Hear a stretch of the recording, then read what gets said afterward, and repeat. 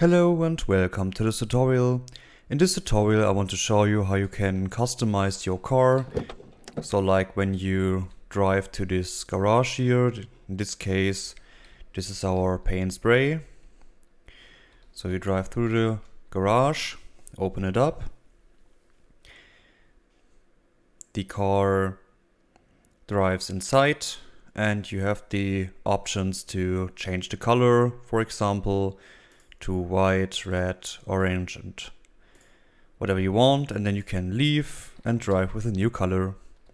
So let's go. So let's start with the car materials itself. So I prepared some materials here. So as you can see, some white metal material, or red, orange and black. So the first thing I want to do is we go to the blueprints and then we want to blueprint structure. We just call this car underscore material.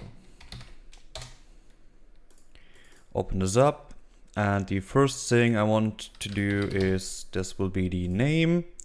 The name will be in text, then the material itself.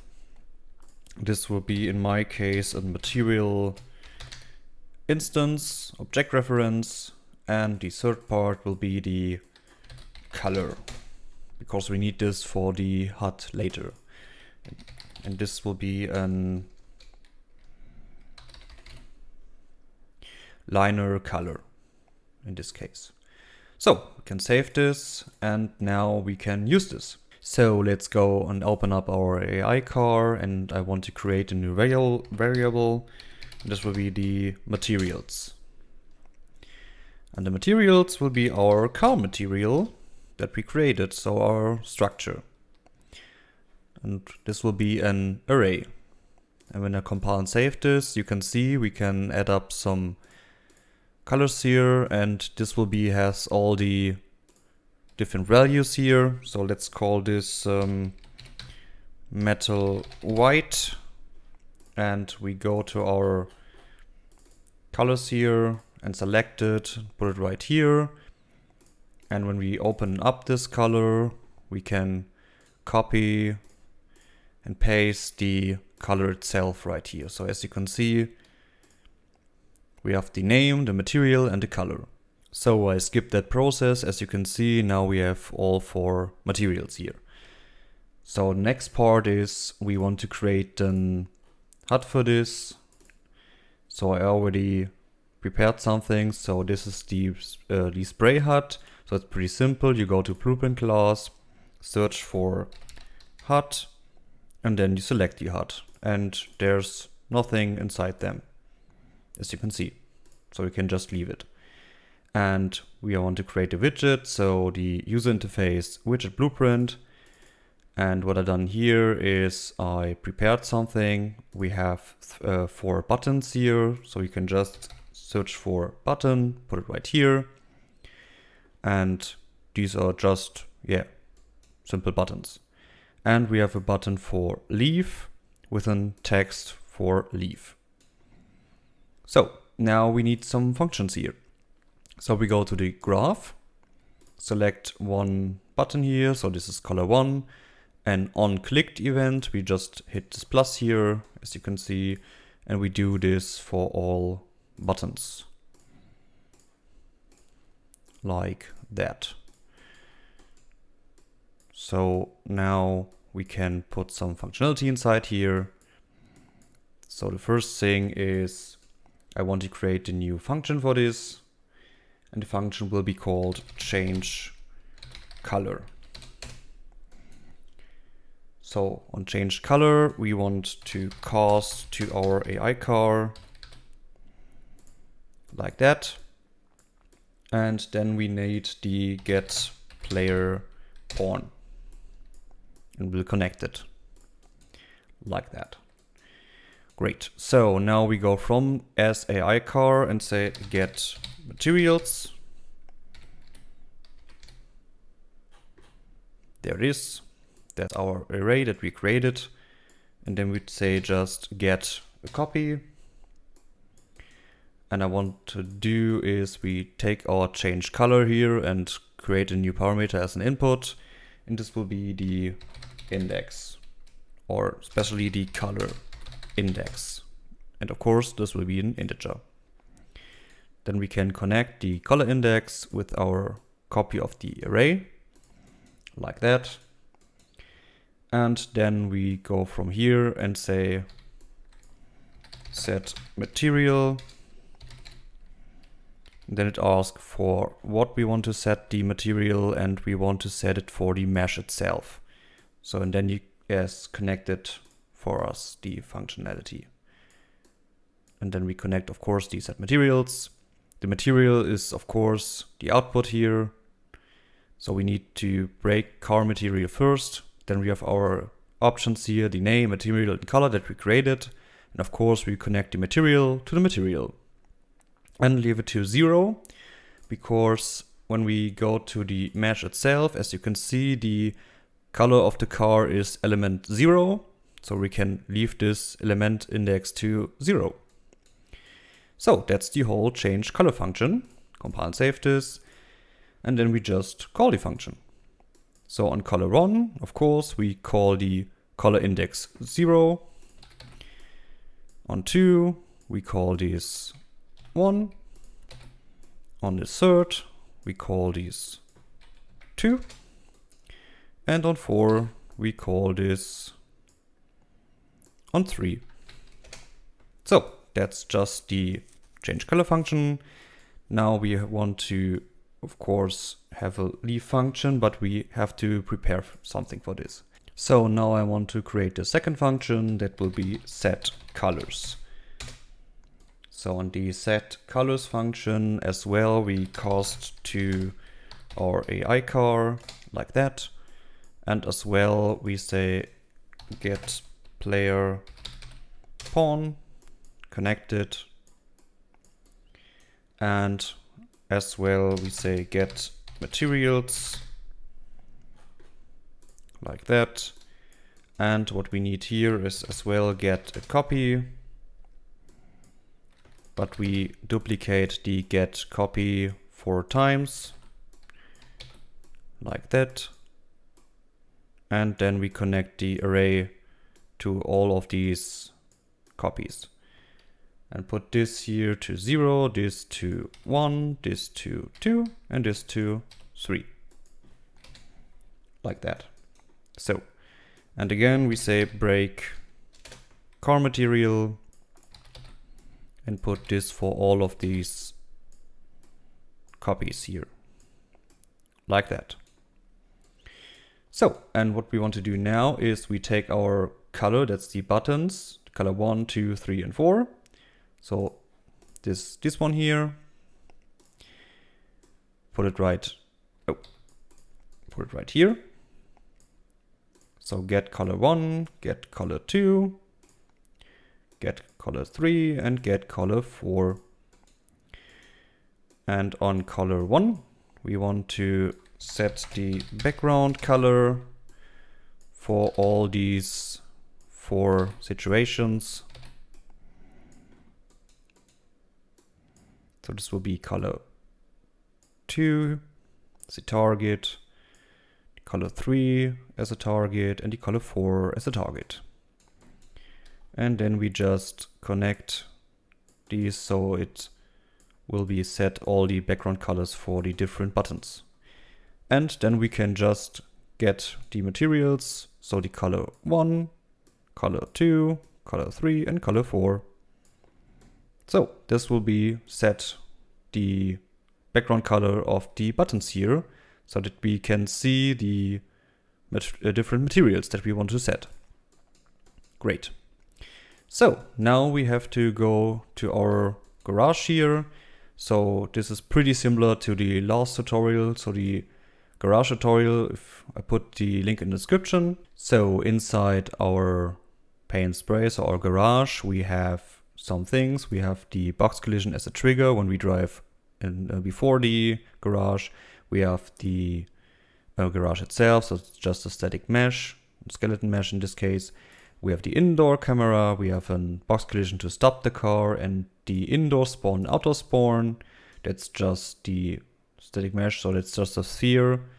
be sure that it's hidden in game, otherwise it looks pretty stupid. And we have two variables, so our active car from the last tutorials and our boolean inside garage.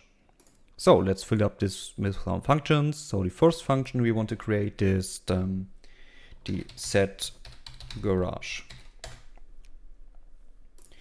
So the first thing I want to do is create a widget. And we say get player controller. Connect this. And we want to select our paint spray widget that we set up. Go from return value and say set colors. That's the function that we created. And then we just say add to viewport. And put the return value inside the target. So now we take our indoor camera and say get owner, set view target with blend. Put the return value as new view target, and the get player controller is the target itself. Great. So then we say show mouse cursor, and we want to set it to true, that we can see the mouse. And then at last set input mode UI only. And again, get player controller is the player controller, of course. The in widget to focus is of course the return value, so we can connect it. Compile and save this. Oh yeah, sorry. The get player controller is the target of the mouse, of course. So that's our set garage function. So the next function will be the leave garage, like that. So the first thing, we take our inside garage, I want to set it, of course, to false because we leave the garage. So remove all widgets, connect this. Then we take our active car, want to get it, and then we want to set actor location. Take the outdoor spawn and say get world location. So this will be our new location. And be sure the teleport is to true, because of course we want to spawn it. Then we want to set actor rotation. The target is our active car. Then we go from our outdoors get world rotation, and this will be our new rotation. And teleport physics to true. Then we go from our active car again and say get chase camera, like that. Get player controller. And then we want to set view target with blend like last time, because we want to set it back. So the target is the get player controller, the chase camera, get owner, and then this will be the new view target. Then we set the input mode to game only, connect it with the player controller. Then we want to set show mouse cursor and connect again with the get player controller. And the last thing is we go from our active car here, go back to here and say set is AI, like that. Connect it and leave it to false. Compile and save this. So this is our leave car function.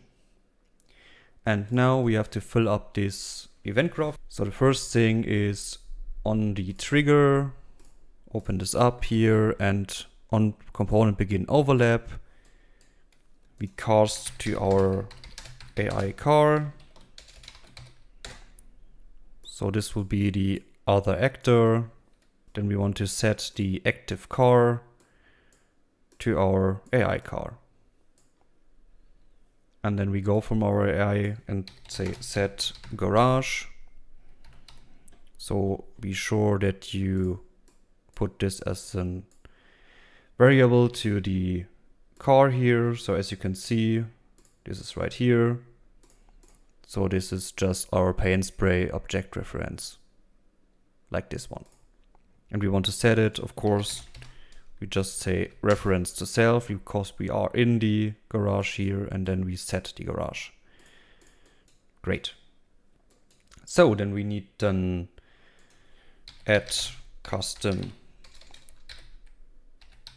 event, and we call this open.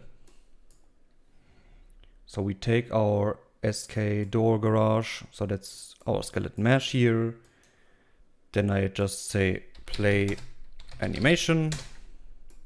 This will be the target. In my case, this is the SK door garage be opened animation. Looks like this one. So let's just open up.